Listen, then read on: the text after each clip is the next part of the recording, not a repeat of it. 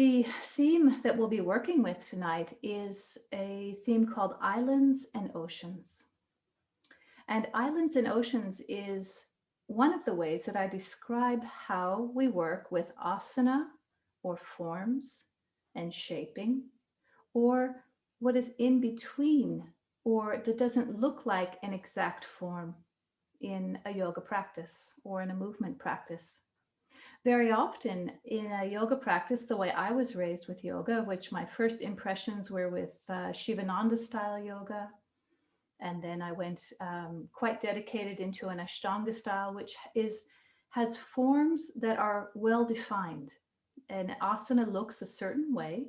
An asana is a yoga form, or there's many other ways that we could begin to explore it. But in general, when we speak about asana right now, we're just thinking of a form, shaping of the body that might have a specific or recognizable look. At least that's how we use that word a lot of times in tradition or in today's yoga. So this form might change. For example, the form of downward facing dog, Adho Mukha Svanasana. That might have different interpretations from Shivananda style to Ashtanga to Iyengar to Kundalini. So there's different ways that each different approach or style will set an alignment for a certain position or a certain organization of the body. Yet, usually, those kind of forms are recognizable through most of these traditions.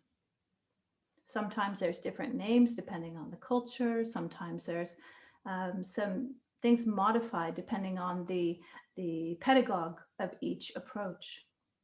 So whatever you work with in the form part of your practice is always welcomed in YogaSOMATIcs.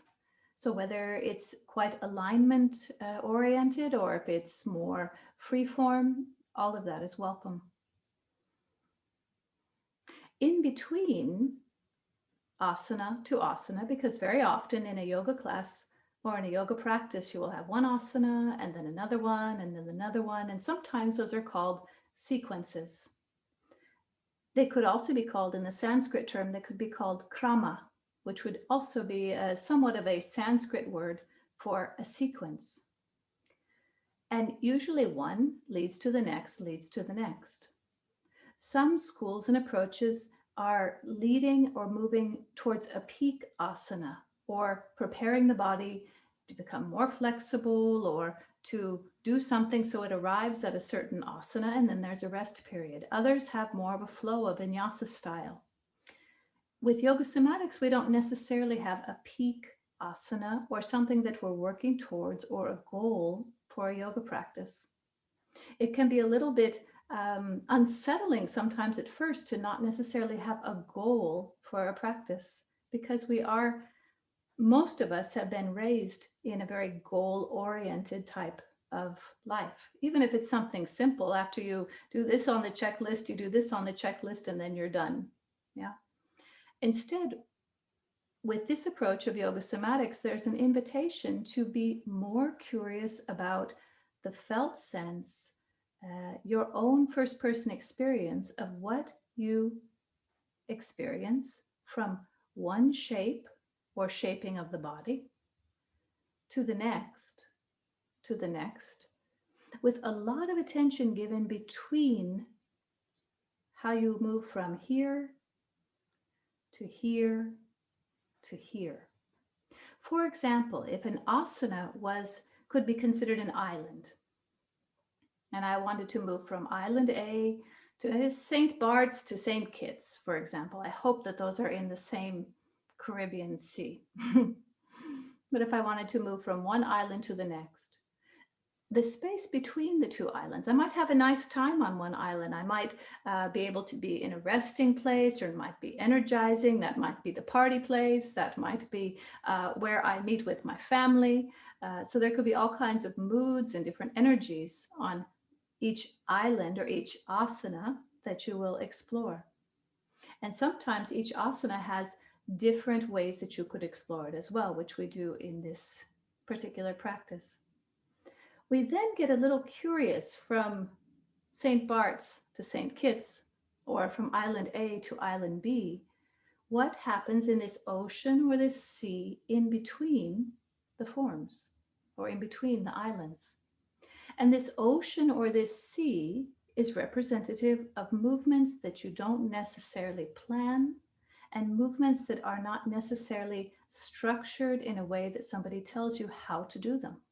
Instead, they're oriented from how we sense our bodies as we move, how we sense support from the earth, and also the possibility to push, reach, grasp different developmental movements.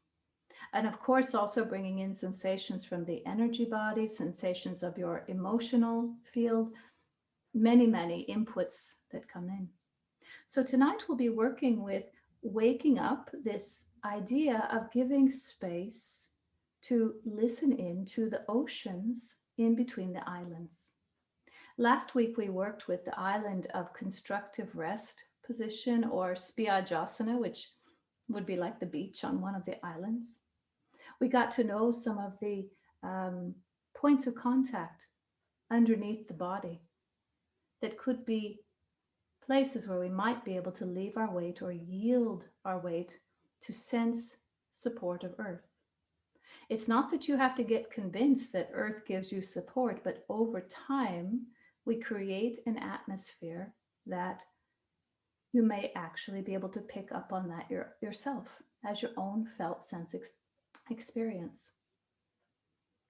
So if we move from island to island and give a lot of curiosity to the space between the islands of what's happening, sometimes it's just a quick little hop, and other times it's long, and sometimes it's very luxurious, and other times it can be a little bit rough seas. So we're never quite sure what we're going to encounter, but we leave some space for that.